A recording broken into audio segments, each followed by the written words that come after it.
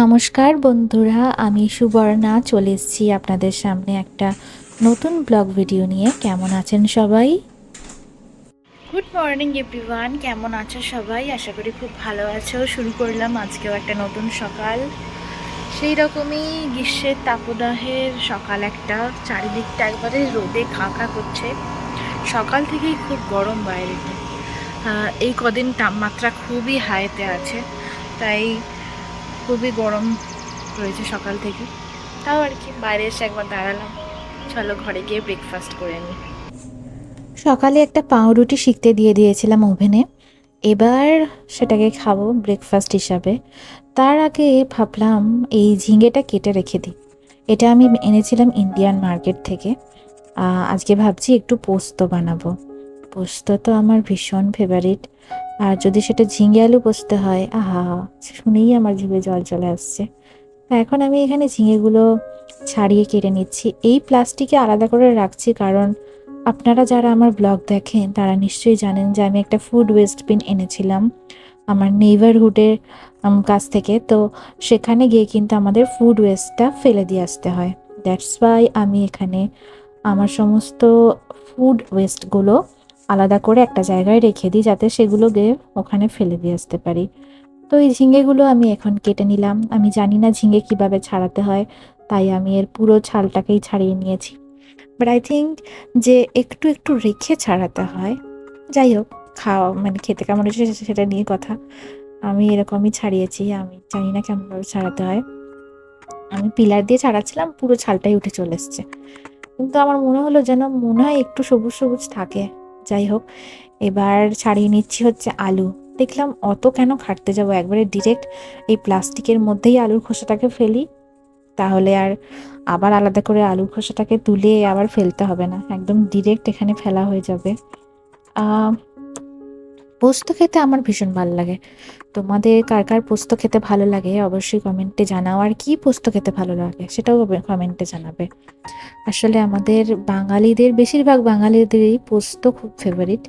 বিশেষ করে যারা বর্ধমানের আশেপাশে থাকে তাদের তো পোস্ত মারাত্মক ভালো লাগে। যাই হোক, আমার এখানে কাটাকুটি হয়ে গেছে। আমি এখানে ঝিঙে আর আলুগুলোকে ধুয়ে নিচ্ছি এবার বেসিনের জলেতে ভালোভাবে। তারপরে ব্রেকফাস্টটা করে নেবো। এইবার চলো ব্রেকফাস্ট করে নিই। ব্রেকফাস্টে ওই যে বললাম পাউরুটিটা আমি সেঁকে রেখে দিয়েছিলাম। এবার এই পাউরুটিটাতেই একটু ভালোভাবে পিনাট বাটারটাকে প্রলেপ লাগিয়ে নেব, তারপরে এটাকে খাবো।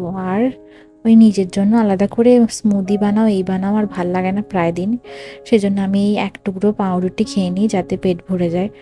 আর ইচ্ছা করে না যে আবার আলাদা করে খেটে কিছু বানাই। এখানে একটু টক দই আর পাউরুটি খাচ্ছিলাম। তারপরে চলে এলাম জিমে। বাইরে বীভৎস গরম ছিল। আমি জানি না এই মুহূর্তে কিভাবে সবাই বাইরে রোদ পোয়াচ্ছে, ওদের শরীরে হয়তো আলাদা কোনো লেভেলের মানে শক্তি আছে। এখন এসেছিলাম জিমে, দেখি আবার বাড়ি যাই, বাড়ি গিয়ে রান্না করতে হবে। বাড়িতে ঢুকতেই যেন আমার আতঙ্ক, বাড়িতে থাকতেই ভালো লাগছে না, মানে বাইরে বাইরে ঘুরে বেড়াই। বাইরে বাইরে তো সবসময় ঘুরে থাকা যাবে না, ওই একভাবে বাড়িতে থাকতে আর ভালো লাগছে না। মনে হচ্ছে দুদিন কোথাও গিয়ে ঘুরে আসি। কোথাও গিয়ে ঘুরে আসি মিন্স আমার কাছের লোকেদের কাছে, আমার মায়ের কাছে, আমার দিদিদের কাছে, মানে আমার বাড়ির লোকে বাড়িতে যেতে ইচ্ছা করছে খুব, আর ভালো লাগছে না। এবার আমি বানাবো, বাড়ি এসে চলে এসেছি, এবার রান্নাটা করে নিই। তো কড়াইয়ে ফার্স্টে আমি তেল দিয়ে দিলাম, এবার একটু জিরে ফোড়ন দিয়ে দিচ্ছি, তারপরে আলুগুলোকে ভাজতে দিয়ে দিলাম। পোস্ততে তো আর কিছু মশলা লাগে না, ওই জাস্ট একটু নাড়াচাড়া করতে হয় নুন দিয়ে। তো নুন দিয়ে এবার নাড়াচাড়া করছিলাম আলুগুলো। এবার আলুগুলো একটু সেদ্ধ হলে তারপরে না হয় ঝিঙেটা দিয়ে দেবো। এরই মাঝে ডিশওয়াশার থেকে আমি হাঁড়িটা বের করে নিলাম, এখানে ভাতটা চাপিয়ে দেবো। তাই সব বাসনগুলো পরে তুলে রাখবো, এখন আর এত টাইম ছিল না রাখার মতো। একবারে আমি ওই যখন বাসন এখানে ঢোকাই তার আগে আবার বের করি আর কি। তো এখান থেকে যা যা প্রয়োজনীয় জিনিস সেগুলো আমি নিয়ে নিলাম। আলুটাকে এবার একটু ঢাকা দিয়ে দেবো যাতে এটা একটু ভাজা ভাজা হয়ে যায় আর সেদ্ধ হয়ে যাতে তাড়াতাড়ি হয়ে যায়, কারণ আমার বেশিক্ষণ রাখার মতন ধৈর্য নেই। এই যে এখানে আবার চাল নিয়ে নিয়েছি, চালটাকে এবার ধুয়ে নিচ্ছি আমি। বন্ধুরা, তোমাদের কার কার এরকম নিরামিষ থালি, নিরামিষ লাঞ্চ খেতে ভালো লাগে অবশ্যই কিন্তু কমেন্ট করে জানিও। আর এই গরমে তৃপ্তি করে একটু ডাল আর পোস্ত হলে আর কিছু যেন চাই না, তাই না? তো দেখো আমি এবার একটু ডালও বানাবো, মুসুরির ডাল, যেটা আমার ফেভারিট জিনিস। তো সেটাই জন্য আমি এখন ডালটাকে ধুয়ে রেখে দিলাম। এবার ঝিঙেগুলোকে দিয়ে দেবো, দেখলাম আলুগুলো সেদ্ধ হয়ে গেছে, তাই আমি ঝিঙেটাকেও এবার দিয়ে দিলাম। এবার একটু নাড়াচাড়া করে নিয়েছিলাম, তারপরে আমটাকে নিয়ে একটু কারুকার্য করে নিলাম। এবার চলো আমটাকে কেটে নিই। বাড়িতে কত আমের ছড়াছড়ি, আর এখানে এক একটা আম কিনতে হচ্ছে 100 টাকা করে দাম, তারও বেশি নিয়েছিল মনে হয়, মনে নেই, অনেকদিন আগে এনেছিলাম এটা। তো যাই হোক, এই যে আমের খোসাটা এখন ছাড়িয়ে নিচ্ছি। তবে আমটা খেতে ভালো ছিল দেখলাম। কাঁচা মিঠা আম খেতে ভালো লাগে, একটাই আম ডাল করব নাকি কাঁচা মিঠে খাবো বলো, সেই জন্য আর বেশি খেয়ে নষ্ট করলাম না, ডালের জন্য রেখে দিলাম আর কি, যাতে না শেষ হয়ে যায়।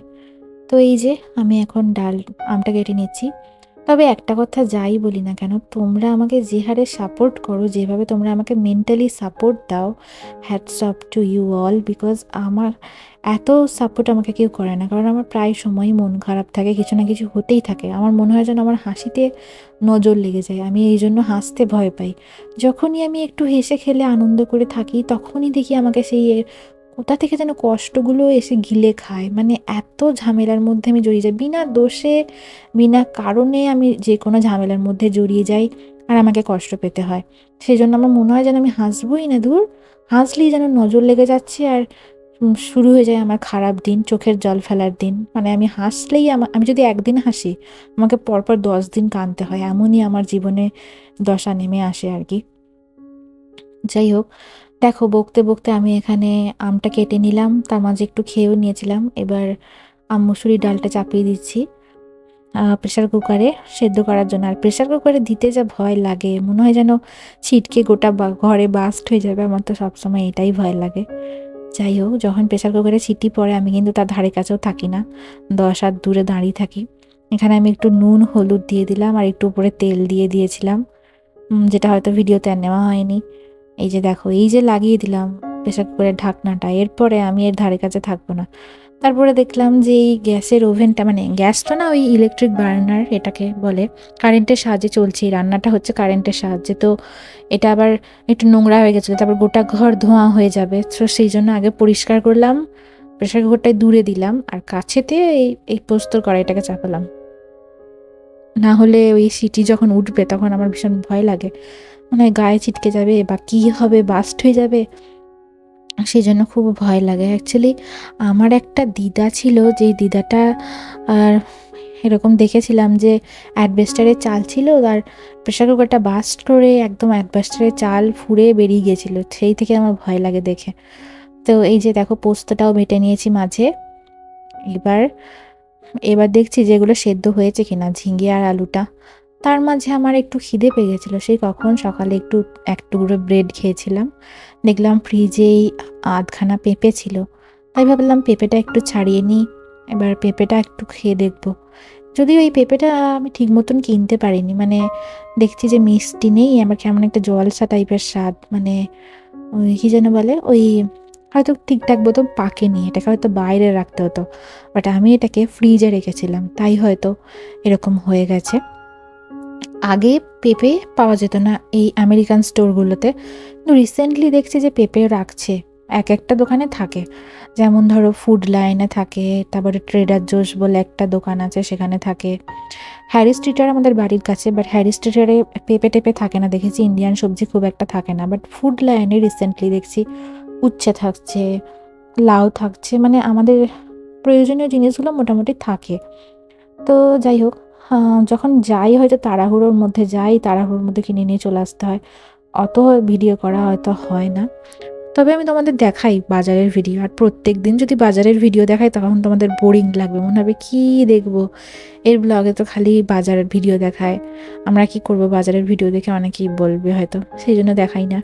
তবে হ্যাঁ, যখন আমি বরফের ভিডিওগুলো দিচ্ছিলাম আমাকে অনেকজন আবার কমেন্ট করেছে, বলছে যে হে কী রে বাবা, একই ভিডিও বারবার দিচ্ছে, একই ভিডিও মানে একই জিনিস বারবার দিচ্ছে, বরফ পড়েছে বরফ পড়েছে, ফালতু মেয়ে একটা এসব আমাকে কমেন্ট করেছিল। তখন আমার খুব খারাপ লেগেছিলো, এমজি কি বরফ পড়েছে বাড়ির সামনে, একটা কত এক্সাইটমেন্টের ব্যাপার, আর আমি কেন পোস্ট করবো না বলো তো?